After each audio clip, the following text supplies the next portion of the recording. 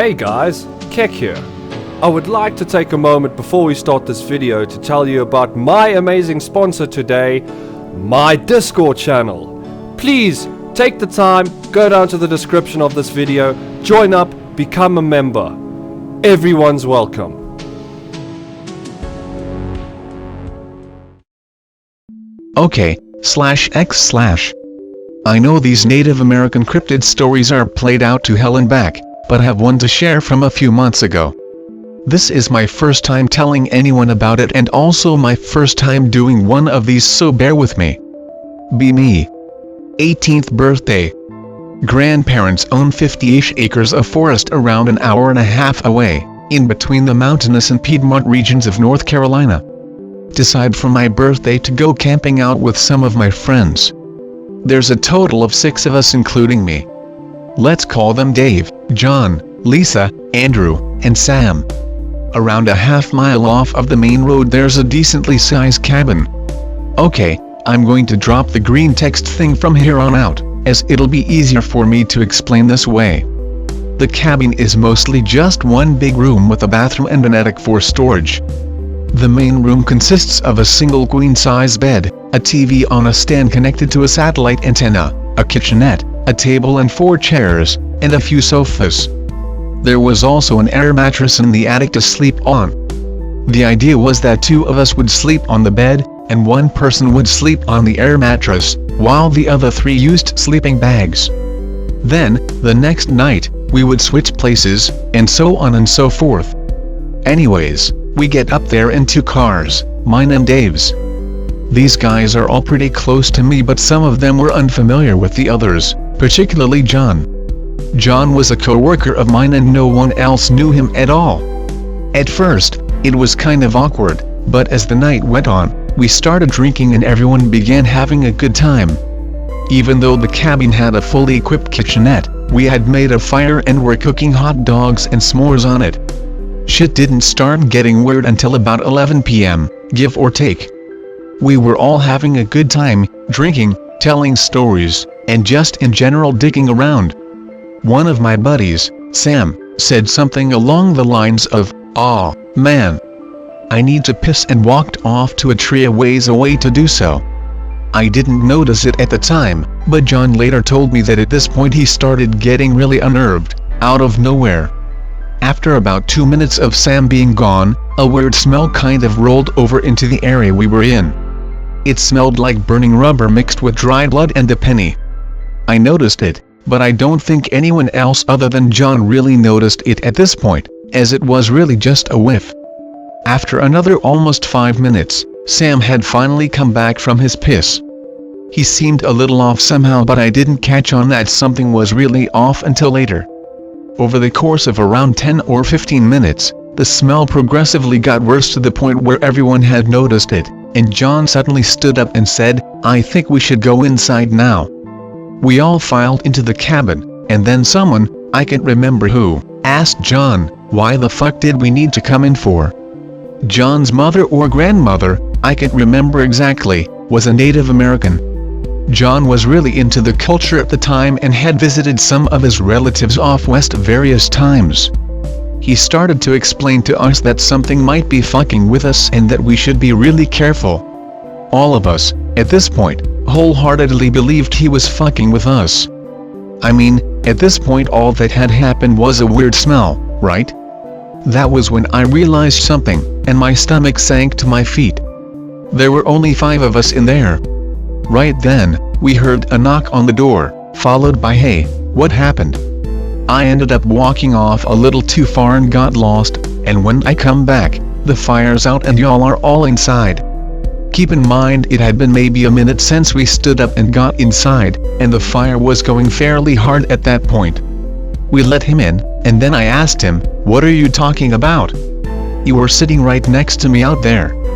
He then explained how that was impossible, and that he'd been stumbling around in the dark like an idiot for 20 minutes in a drunken stupor trying to get back. The cabin then got really quiet.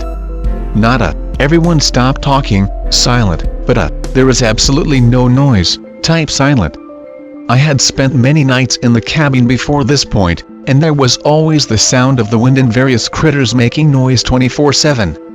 There was none of that now. What broke the silence was the sound of slow footsteps outside. It was unmistakable in the dead silence, a loud crunch on dead leaves, followed by the sound of the foot dragging across the ground, almost in a limp. The only reason we could hear it was due to the thin walls on the cabin. Another thing about the cabin is that there is a lot of windows. I'm not sure if it was a request of my grandfather's or if it was just standard, but there was around 6 or 7 windows in the main room. The footsteps were coming from the side of the house, almost directly underneath one of the windows, where it then stopped. Lisa slowly grabbed her phone out of her pocket and turned on the flashlight towards the window, as the cabin lights weren't on. As soon as the light hit the window there was a flash of movement followed by the sound of footsteps running deeper in the forest, much faster than before. While I, Lisa, John, Andrew, and Dave were all scared as fuck, Sam started to get mad, saying how John and I were pranking him, and to just own up to it so we could go back to having fun. Just then, that nasty copper smell seeped into the room, and then we heard it. An ear-piercing scream. I've heard mountain lion screams before, and it really was the best description, however it was more guttural and sounded more like it was in pain, if that was possible. After about 5 minutes of this, it got dead silent again. Then, another knock on the door. What followed the knock was a voice that I could only describe as Sam's, but much more strained and without the cadence of Sam's voice. It repeatedly said, "Let me in guys, let me the fuck in, please," and knocking/clawing at the door. As the thing went on yelling this, the facade of Sam's voice began falling apart as the voice got deeper and deeper, eventually sounding like one of those Elmo toys where the battery was dying and the voice got really low.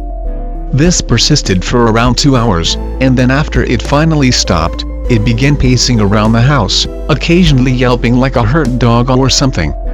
I had multiple guns hidden away in the cabin, including a Marlin 30-30 lever action that I grabbed. I turned on the porch light to the cabin and threw the door open and saw whatever it was jump back into the tree line. I fired off a few shots in its general direction, then threw the door shut again. Shortly after the door closed, the screaming from before came back, but deeper, almost as if it were mad now. The rest of the night was followed by it patrolling around the house, occasionally making some sort of noise, while we tried to keep guard. At some point I had fallen asleep and when I woke up a few of the others were up packing everyone's stuff. The sun was now up, it was around 7:30 a.m. or so. Shortly after, we left the house and began walking back to the cars, as we had parked a few hundred yards away due to the path being too thin. As we were walking back, we kept hearing movement off in the woods on both sides, and eventually we broke off into a sprint, and it followed. I turned around at one point and got a pretty clear glimpse of it before it threw itself into the woodline. It was probably a foot taller than me while hunched over, so around 7.5 feet tall. It had patches of fur on it in irregular pattern, with the rest of it looking like rotted skin. Its arms were way longer than they should have been and ended in long, slender fingers, and its head looked almost like a mix between a deer and a wolf. We managed to reach our cars and get the fuck out of Dodge.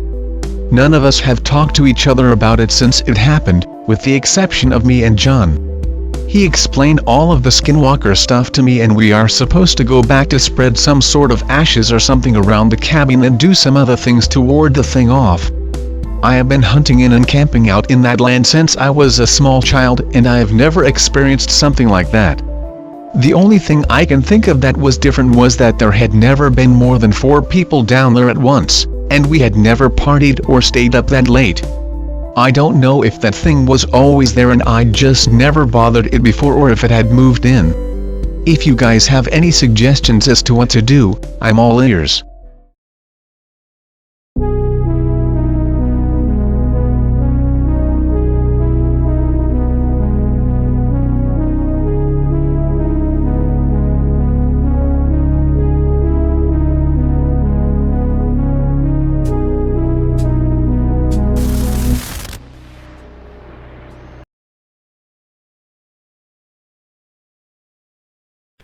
Wel, as jy dit eintlik so ver gemaak het in die video en jy kan verstaan wat ek sê, fok jou ma se naai.